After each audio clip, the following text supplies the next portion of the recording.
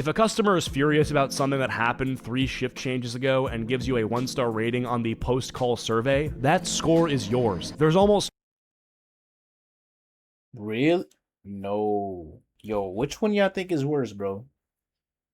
Getting fired based off of someone else's score from 3 shifts ago or 2 shifts ago or from last shift, or getting fired because of AI? What's good, YouTube? It's Vern. I'm back with another video. Today I'm reacting to why everyone quits these jobs. These are specific jobs that Cheats, the YouTuber that uploaded this video, is gonna be talking about. In his opinion, these are probably some of the worst jobs that you can have. Without further ado, let's get to it. Leave a like, comment, subscribe. Let me know what you guys think. Let's get to it. At some point, we as humans decided that spending the majority of our waking hours doing something we all hate for a small amount of money just to get by was completely normal. Like, this is just how it goes. You wake up, you go to a place from 9 a.m. to 5 p.m., you suffer quietly for 8 hours, then drive home and do it all again until you're 65 years old and your knees don't work. And look, I get it, bills are real, rent is real. A lot of people don't have the luxury of quitting or even... Yeah, I'm not gonna lie. Already, he said something crazy out, bro. People working these regular jobs with the expectation of retiring at 65, bro. I'm not gonna lie, that is insane, man. Me personally, I'm only 25. I'm trying to retire at 45, 50 the latest, if I'm being honest, bro. Like 20, bro. If working 20, bro, I feel like if you work 20 years of your life, bro. 20 full years, no breaks off, no days off. Well, obviously days off, but like, bro, you work 20 years of your life. You telling me you can't retire after that, bro? That is crazy.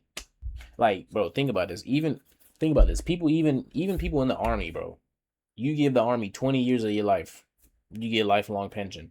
Why is it, bro? 65 is insane. An understanding of how to make money on their own, but there is a difference between a job that's like kind of boring and a workplace that is actively designed to make you feel like you made a series of very bad decisions in your life. So today we're talking about those places. Them jobs definitely make you feel like that. This is the jobs where people start working just fine and come out a completely different person. These are the most miserable places to work, and by the end of this, you're gonna look at your current job very differently. If you happen to be new here, please consider subscribing. My goal is 200,000 subscribers before the end of the year. I think we can do it. But without further ado, let's start off by talking about the Amazon warehouses. Like, we have to start here. Amazon warehouses get brought up so consistently in conversations about bad working conditions that it's almost become a joke. Like, if you even utter the words Amazon warehouse, people... I'll be honest, bro, but I've heard so many bad things about Amazon. It's crazy, bro. Like, their turnover is insane.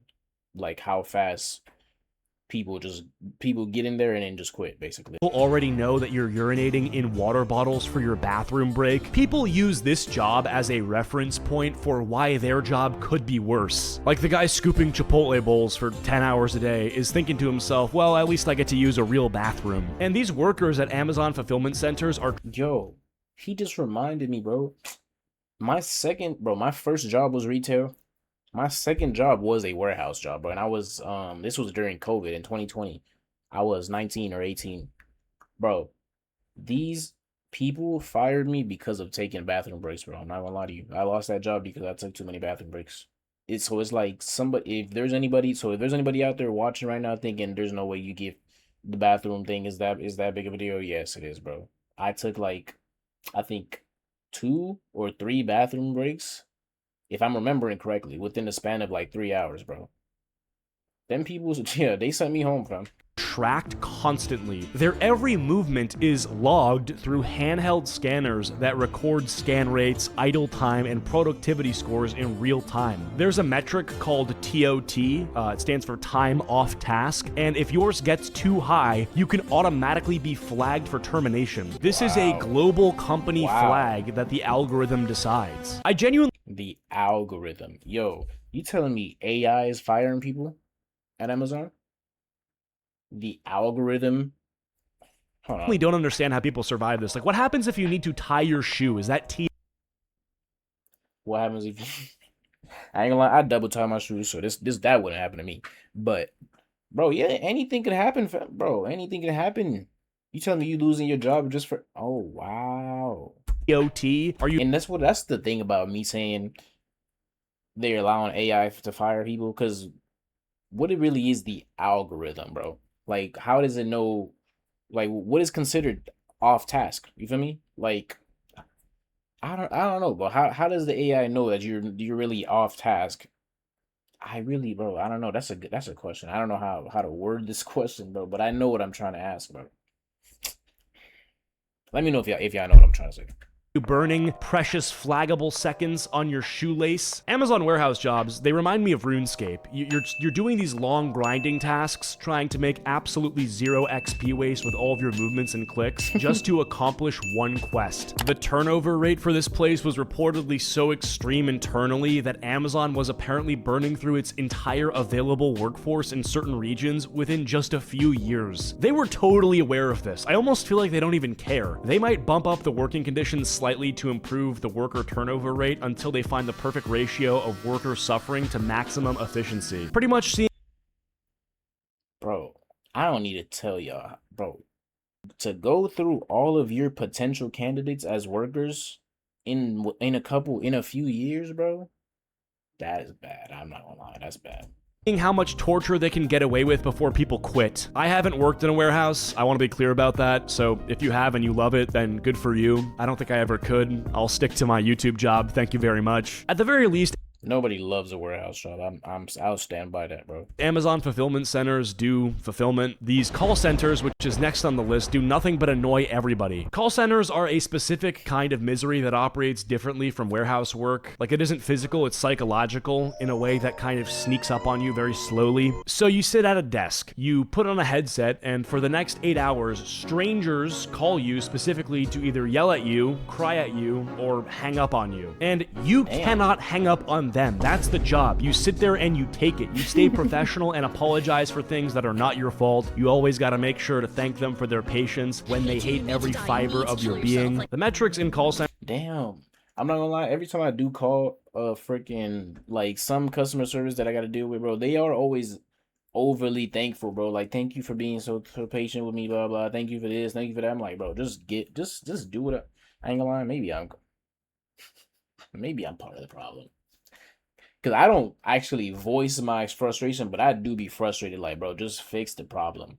Stop thanking me for this, thanking me for that. Just how about you thank me for good service after when you resolve my issue, and then I'll say, I'll reciprocate, be like, thank you. And I usually do.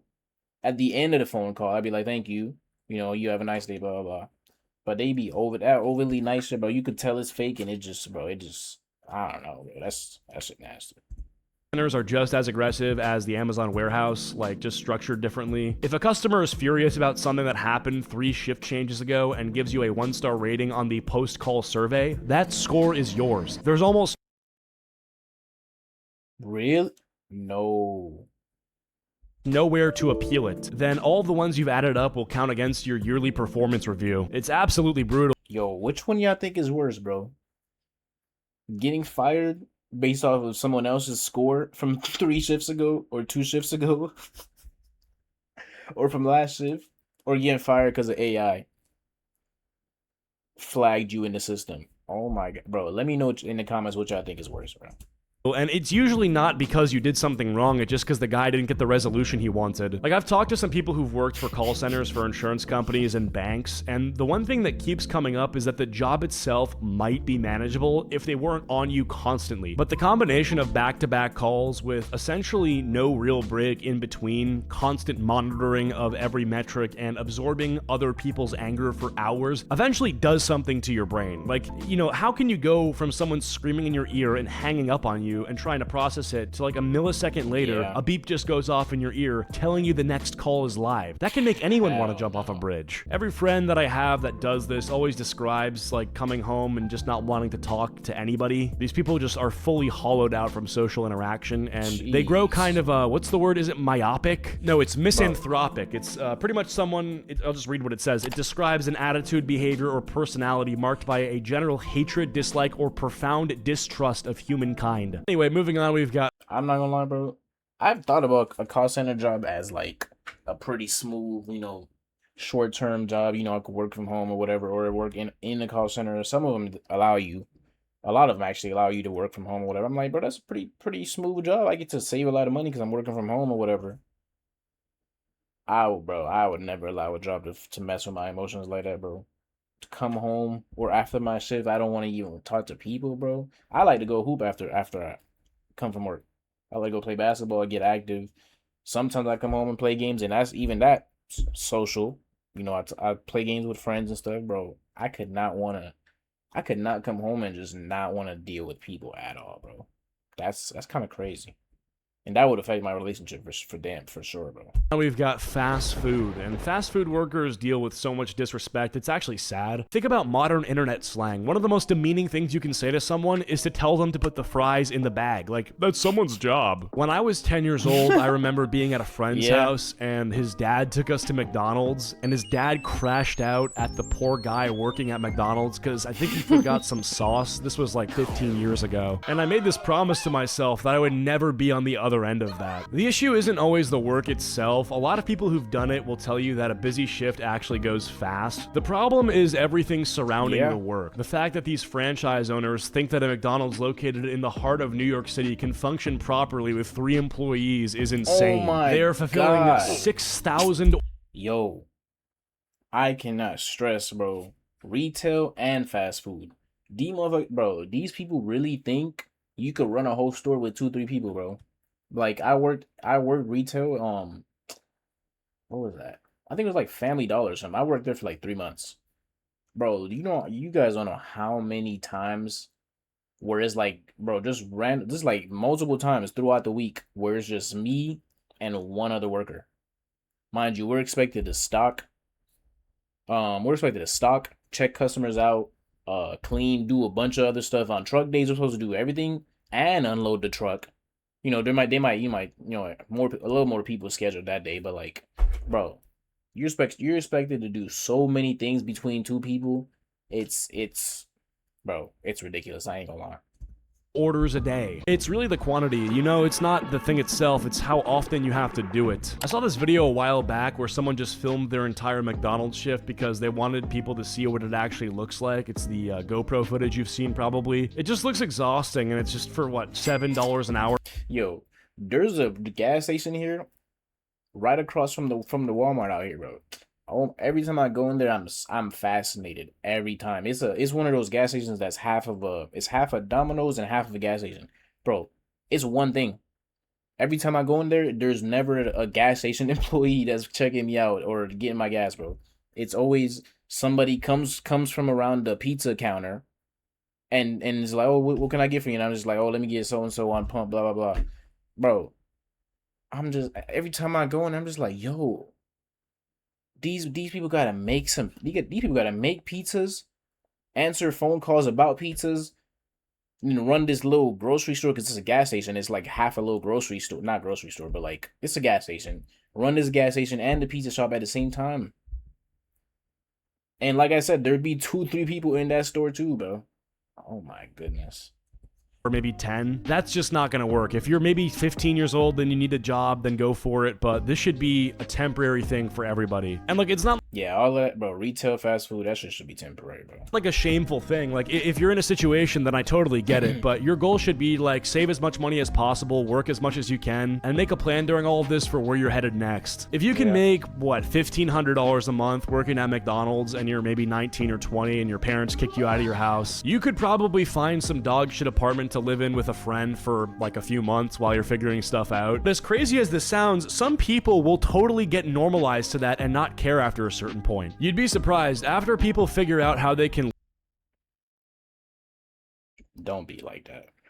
Please don't be like that. Live off a certain amount of money. Like that's like you might think it's okay in the short term, but bro, the amount of life that sucks out of you, bro, just staying in a fast food job or just staying in any position where you just like, I could live off of certain, bro, any position where you're making below the poverty line as a single person, bro, you don't do that, bro. I ain't gonna lie, don't do that.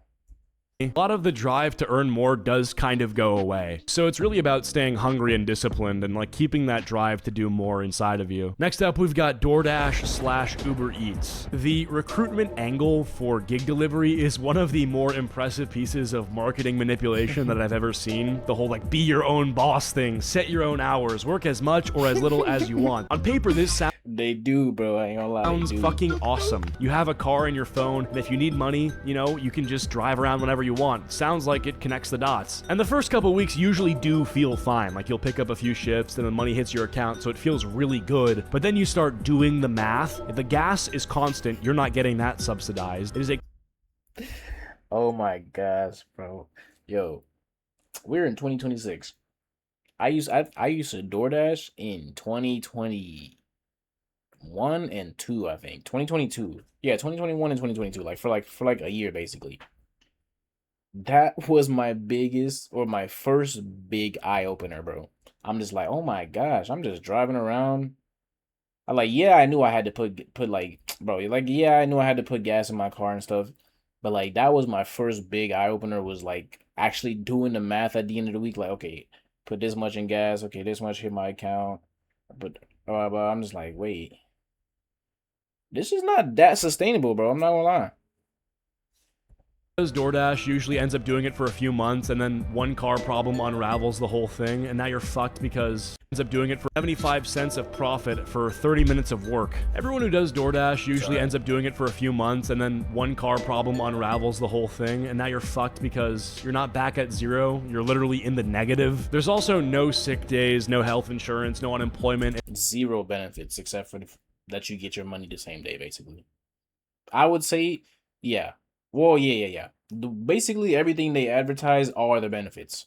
Be your own boss. Yeah, you know, you don't have nobody breathing over your shoulder telling you what to do, this and that. In a way, you kind of do, because they still have the rules that you got to follow. But like, there's no boss telling you what to do 24/7. You know. So yeah, that in that sense it's true. But yeah, you don't get no PTO, you don't get no health insurance, no unemployment, you don't get none of that because you're a 1099 worker, you are self-employed. That's something else you are self-employed.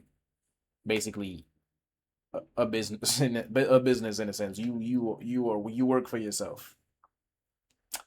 Man, yeah. If you're out of work for a week or two, like at least give these dudes some car warranty add-on for their hard work. My buddy Daniel was hyped at his DoorDash earnings and was putting in 10 hours of work a day, and then he forgot to change his oil for 2 months, and now he owes $12,000 in repairs for a blown motor, and he also still owes $20K for the car loan. These corporations are evil. I think the best way to do it is to rent some sort of electric car at $30 a day and then work 15 hours straight, so you might actually break a profit. Or what I've seen some people do is, if they're dating, they just do it with their girlfriend or boyfriend. They listen to music the whole time and shit. I'm not gonna lie, I see people do this a lot. Like whenever I go to Walmart, I just see people shopping with their girlfriend, and I know they're doing that spark shopping thing or whatever. It's basically like DoorDash, but just for Walmart. I see people do that, and I'm not gonna lie, that's fire, bro. If you got the time, I mean, obviously you both can have a job, you know, make more money probably. But like he said, yeah, you want to just for young people, you know, you spend some time with your significant other, and yeah, it's kind of like passive income. You're walking through the store all day, just talking, chilling. You can take a break whenever you want, just go out and chill, eat. So yeah, it's pretty, yeah. That, so it's kind of passive income while they're just spending time together. Oh, also, you get so lost in some of these places. You have no idea where someone's door is or what the gate code is. Like, all this bullshit you have to deal with is super frustrating. But I've seen some people I know make some decent money from it, but I don't think it's a sustainable full-time job at all. Moving on, we've got theme parks and resort work. I can't imagine standing in like 100-degree Florida or California heat in a Mickey Mouse costume with little kids that kick me because they want to hear me make funny sounds. That might be worse than the Amazon one. Like, honestly, maybe you feel good because you're making these kids happy, but after a while you're gonna you're gonna hate children. You're gonna be like a reverse pedophile. I don't even have Bro. Much to say about this. Like, if you have to stand there, I mean, I know they have shifts and stuff, but bro, it's like you're not building any skills, you're not socializing with people, it just seems fucked. Like, this just seems miserable. I'm thinking about this sucks. Anyway, listen, if you're in one of these right now, I'm not here to tell you what to do. You know your situation better than I do, and I wish you best of luck out there. So maybe at some point I'll make a video about the best side hustles you can do for cash, and some of those will probably pay better than this. But you guys so much for watching, and I'll see you guys all in the next video. Bro. Bro, man, I don't know how people can do those jobs dressed in Disney costumes all day, bro.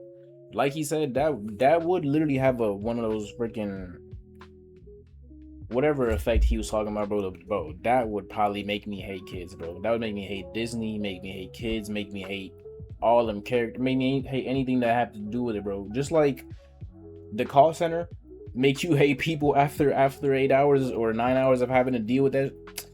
Yeah, bro, I could not do any of those. I'm not gonna lie, bro. But you guys let me know in the comments what jobs you're working. If you're tired of your job, let me know what you guys think of this video. Think of what he said about these jobs. If you guys are working any of these jobs, and if you are any of you guys working in Amazon right now, DoorDash, and let me guys know. Let me know, guys. Oh my goodness, I cannot talk. But without further ado, I'm gonna catch you on the next one. Peace.